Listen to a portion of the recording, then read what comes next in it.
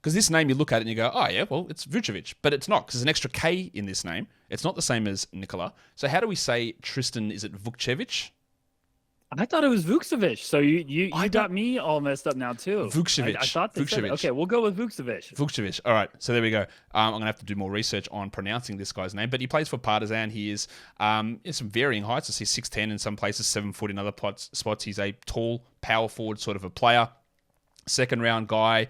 Didn't play a huge amount. Those stats on the screen are per 36 minutes because he played in EuroLeague just 6 minutes a game. He played 15 minutes a game in the Adriatic League. For them, he averaged 8 points. He shot 40% from 3 in the Adriatic League. He, like nearly every European big man, has a really low block rate. That seems to be very common for these players. But is he... Let's compare him to another second round Eastern European player who has done absolutely jack shit in the NBA so far, Marko Simonovic. How do these guys compare? The thing with Tristan is he has one skill that makes him a very intriguing, commodity in NBA front offices, and he can shoot the crap out of the ball. He's really got a beautiful stroke from outside, and that's been something that has caught the attention of teams for a couple of years. He's been one of those names that's just been buzzing overseas, and I feel like teams and scouts were sort of patiently waiting for, it's like, okay, let's get a couple other areas of his game to come around. And it unfortunately hasn't really happened.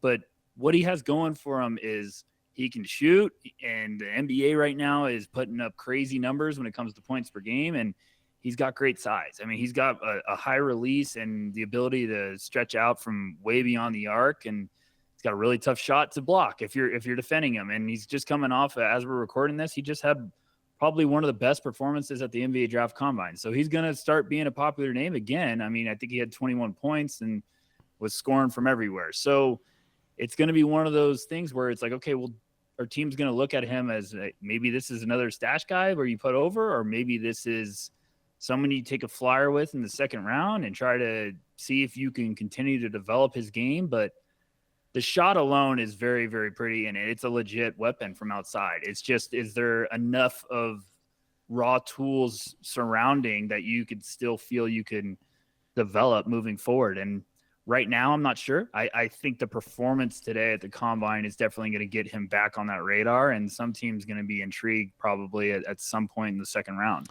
Good free throw shooter, shot 40% in his 22 Adriatic League games on almost 5 3-point attempts per 36 minutes. Rebound numbers weren't super strong, but they were pretty good. He's big. I'm just looking on his real GM, his real GM page, and he's got his full name as Tristan Vukcevic, but it's all spelt Greek. So I don't know what's going on there. The Vukcevic is spelt with like Greek spelling, so I don't actually not know what's going on. And then you look at his Tankathon page, and it says he's from hometown Siena, Italy. He's got a Greek name on here. It says he's born in Serbia.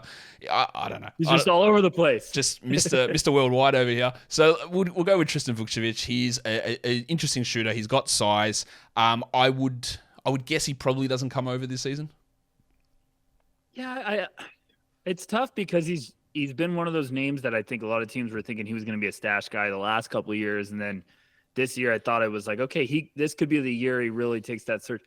But, he's 20, maybe he is another stash guy that you kind of, and there's always the international guys in the second round that teams are like, we're going to stash him. And, maybe he's someone that teams pick early and stash him and try to see if he keeps developing, and then finally you bring him over. But shooting alone, yeah, he can make an impact. It's just, can he, he's had some struggles on the defensive side of the ball when it comes to his mobility. So can he stick enough? But the shot alone is going to make him a very interesting prospect with NBA teams.